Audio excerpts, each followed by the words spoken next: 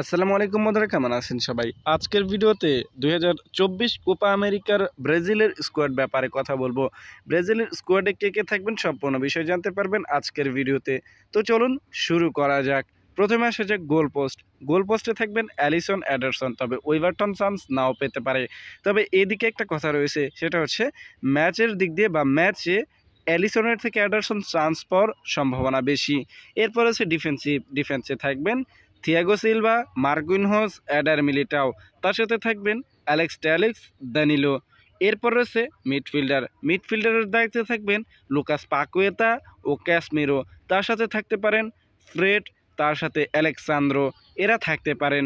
এরপর রয়েছে ফরওয়ার্ডের ক্ষেত্রে থাকতে পারেন ভিনিসিয়াস জুনিয়র, নেইমার, রাপিনহা, তাদের সঙ্গে থাকতে পারেন কিন্তু আরও অনেকেই, যেমন মিডফিল্ডারের ক্ষেত্রে কিন্তু অ্যান্তনিও থাকবে, ফ্রেড, তার তার সাথে হচ্ছে অ্যালেক্সান্দ্রোর সাথে থাকবেন অ্যান্তনি।